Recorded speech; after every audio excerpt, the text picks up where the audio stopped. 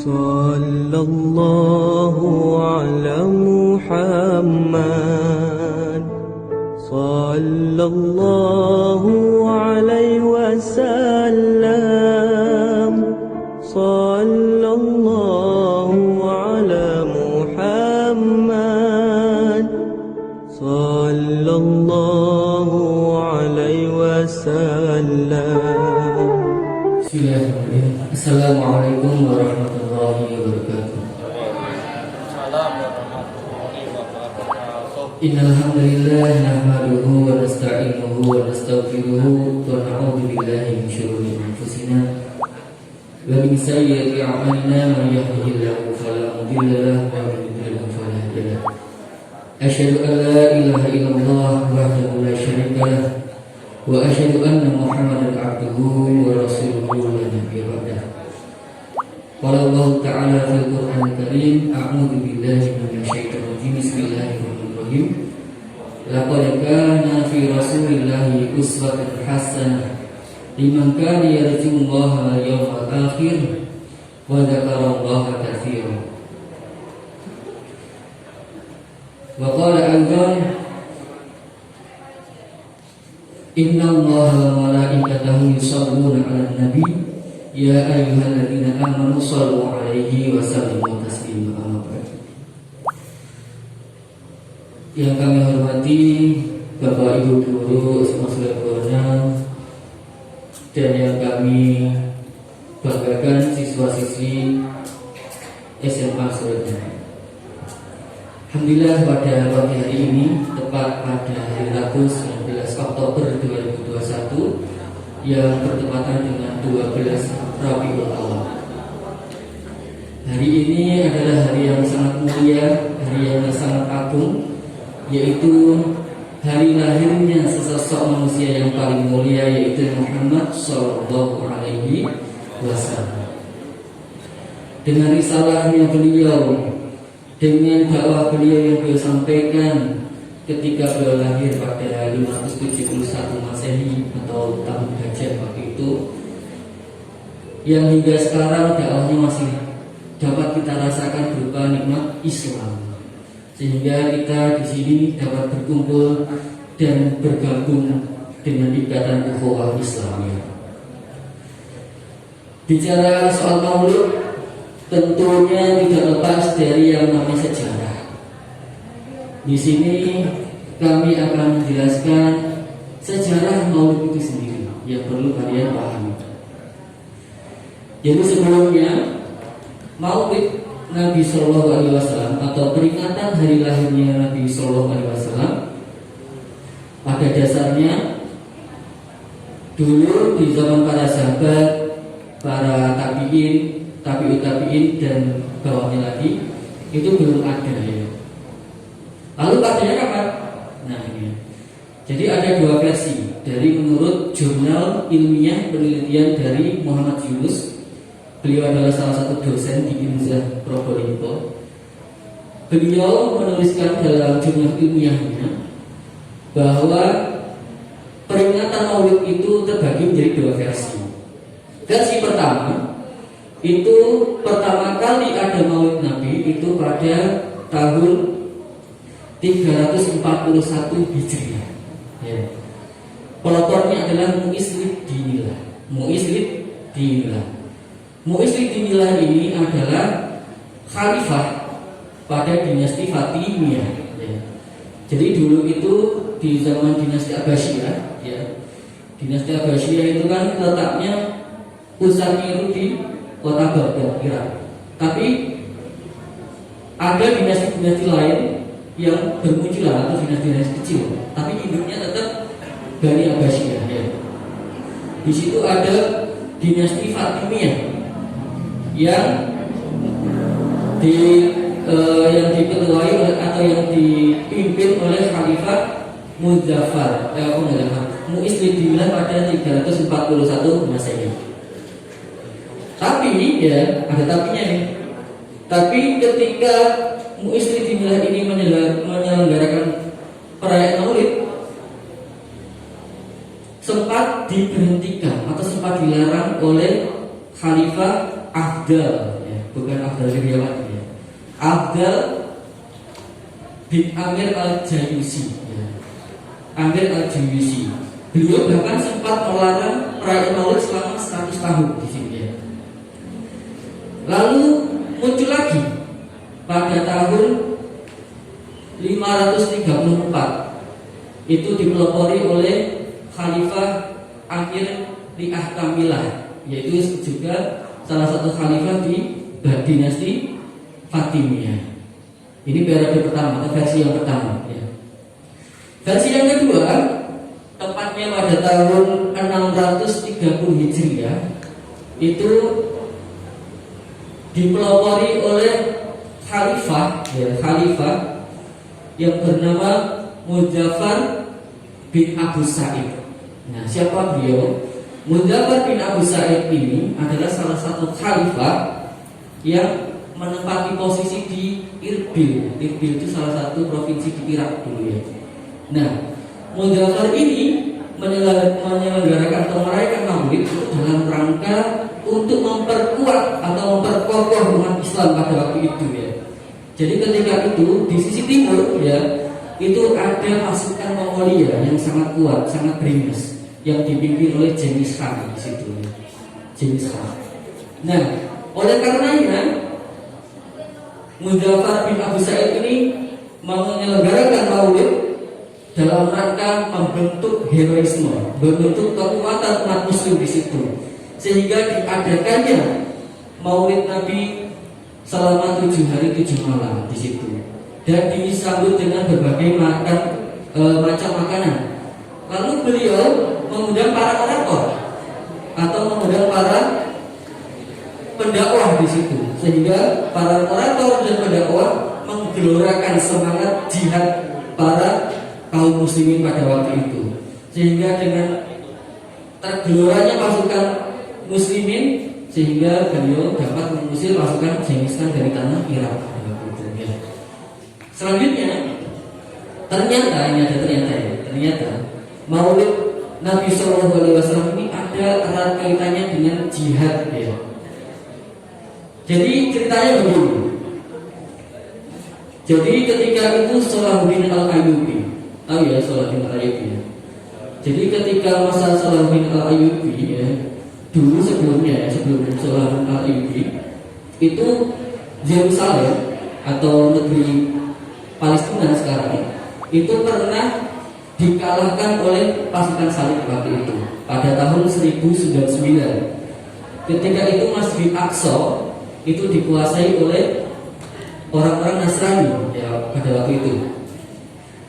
Oleh karenanya Salahuddin Al-Ayyubi ini memiliki inisiasi bagaimana cara untuk menguatkan kaum muslimin, sehingga beliau berinisiasi untuk merayakan hari kelahiran Nabi Muhammad SAW yang sebelumnya itu cuma sekedar lewat saja, tidak ada peringatan apapun, sehingga beliau menginisiasi tanggal 12 Rabiul Awal itu diperingati sebagai perayaan Maulid Nabi SAW. Ya. Kenapa?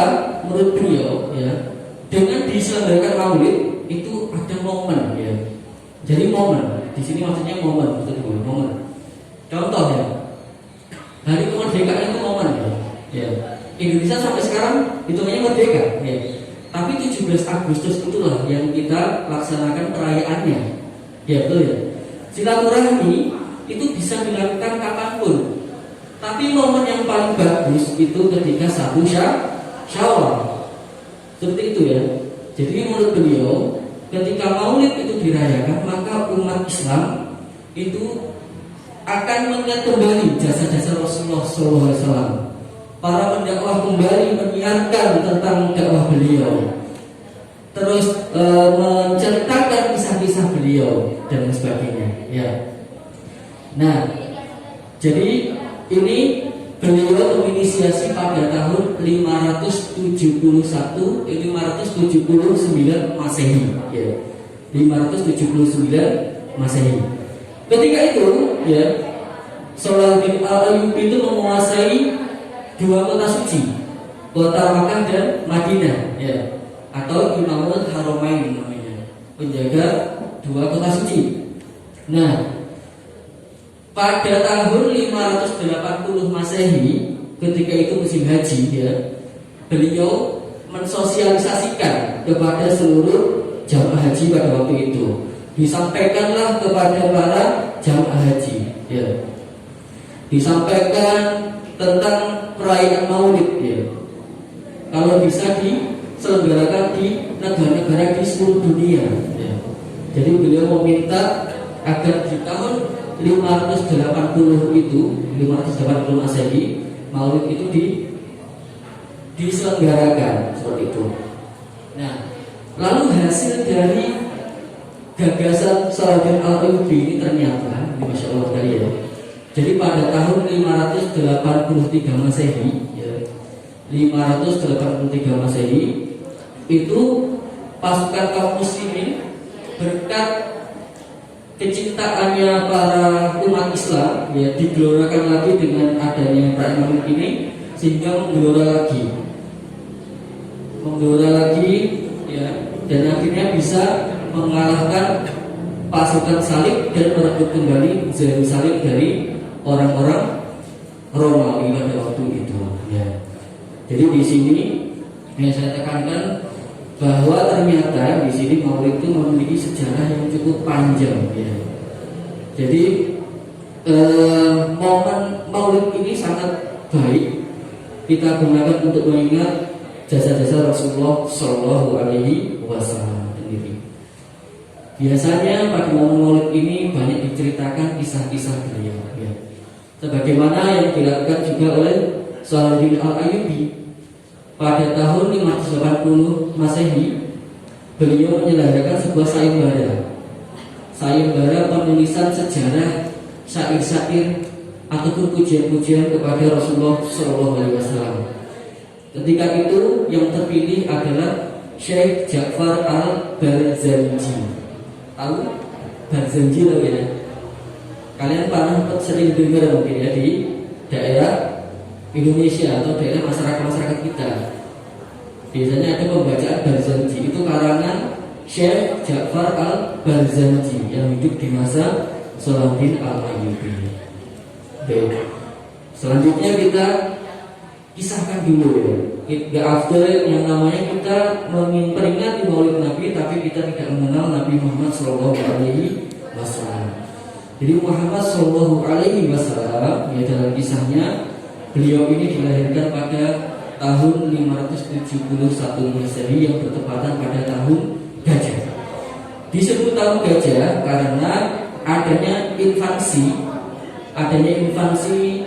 pasukan Abraha dari Yaman menuju ke kota Mekah ya. Sehingga pasukan Abraha itu menggunakan pasukan berkuda, pasukan bergajah, sehingga disebut pada surah Al-Fil ya, di situ. Maka disebut tahun Gajah. Sehingga Rasulullah Shallallahu Alaihi Wasallam ini sejak lahir, sejak dalam kandungan. Jadi ada dua versi juga di sini. Jadi ada yang mengatakan sejak dalam kandungan selama 6 bulan di dalam kandungan ibunya, Rasulullah Shallallahu Alaihi Wasallam sudah menjadi anak yatim karena sudah ditinggalkan oleh ayahnya. Ada pula yang mengatakan ketika beliau sudah lahir dan ditinggal oleh ayahnya. Ya. Selanjutnya beliau hidup bersama ibunya. Ya. Beliau hidup bersama ibunya, diasuh oleh pembantunya yang bernama Halimah As-Sa'diyah di situ. Ya. Di usia 6 tahun, ya, beliau kembali bersedih karena ditinggal oleh ibundanya tercinta ketika di tengah perjalanan dari ziarah setelah pulang dari perjalanan ziarah dari makam ayahnya. Beliau meninggal oleh ibundanya tercinta yaitu Aminah. Lalu Rasulullah SAW diasuh oleh kakeknya. Diasuh oleh kakeknya tidak lama, sampai usia kalau nggak salah 12 tahun gitu ya. Lalu kakeknya meninggal dan beliau diasuh oleh paman beliau Abu Thalib. Ketika dalam pengasuhan Abu Thalib ini cukup panjang, jadi beliau diasuh hingga beliau diangkat menjadi nabi dan rasul ketika umur 40 tahun. Ya. Nah, jadi menariknya dalam kisah Nabi Muhammad SAW ini, beliau itu ya mengedepankan akhlaknya.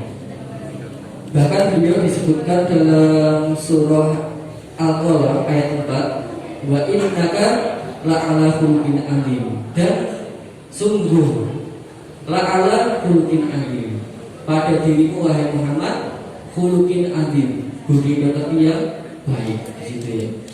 Jadi sebelum Rasulullah diangkat menjadi nabi dan rasul, Rasulullah itu sudah menjadi seseorang yang bijaksana.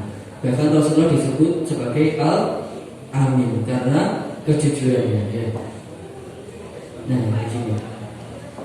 Rasulullah SAW juga bahkan dalam surah Al-Ahzab disebutkan innallaha wa malaikatahu yusholluna 'alan nabi.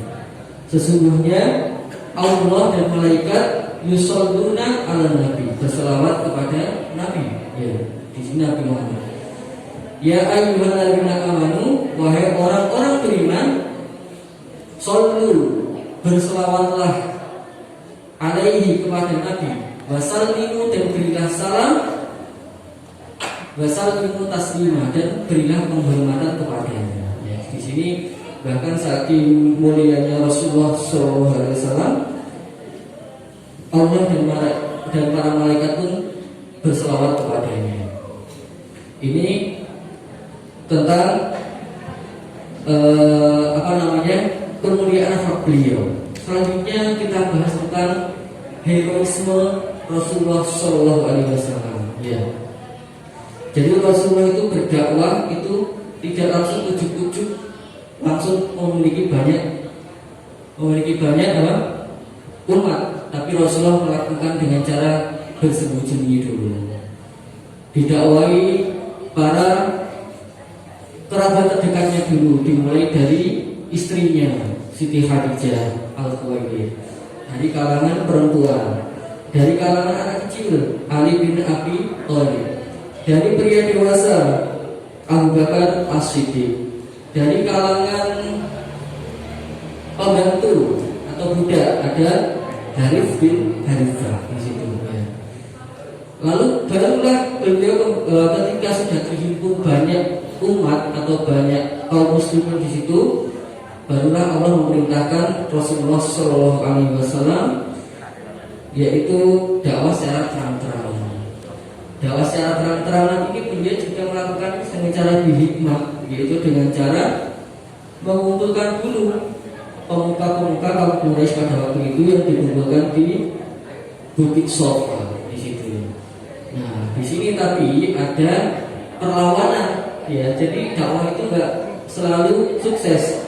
Jadi ada perlawanan dari paman-paman beliau, terutama yang paling betul yang bernama Abu Lahab.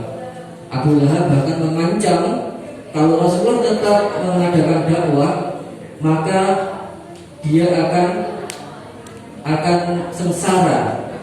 Karena menurut Abu Lahab, Rasulullah lebih baik berhenti berdakwah dibandingkan nantinya para suku Quraisy dan orang Arab memusuhi beliau.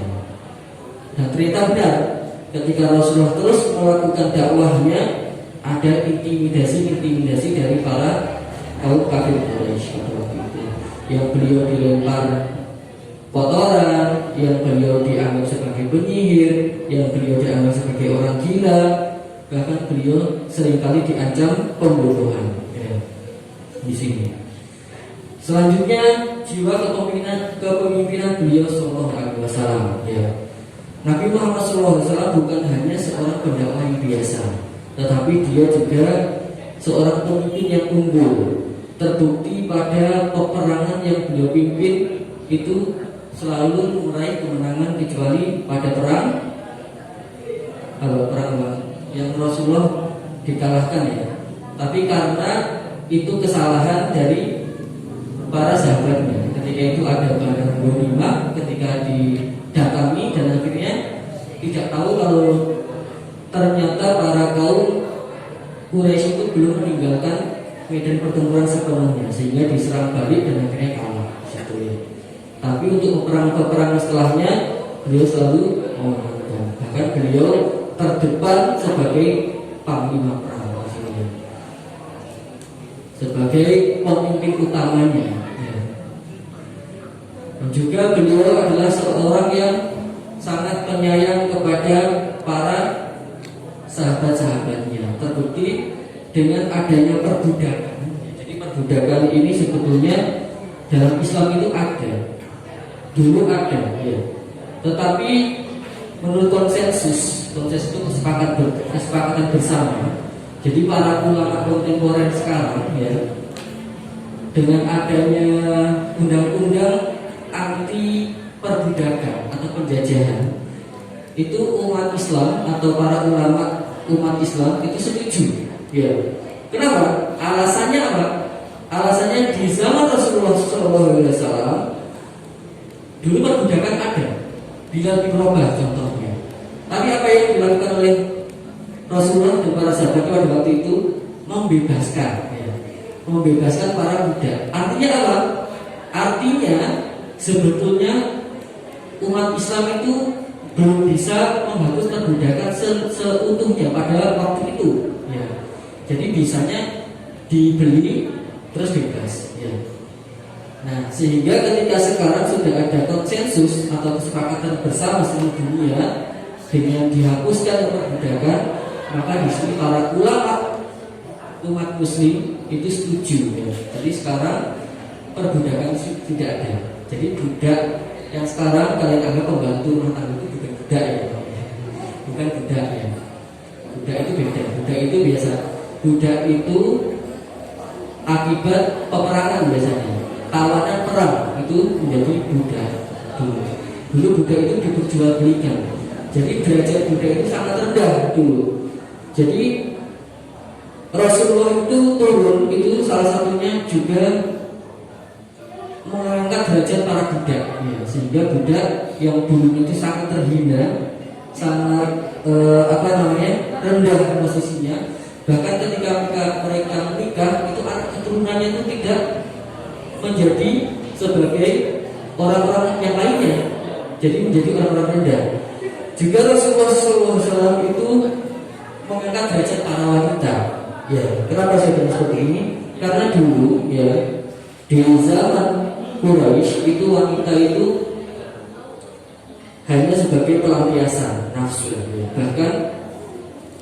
Bahkan banyak anak-anak wanita itu yang dibunuh karena dianggap kurang memberi keuntungan bagi mereka.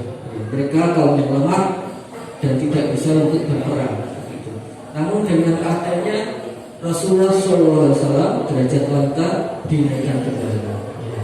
Assalamualaikum warahmatullahi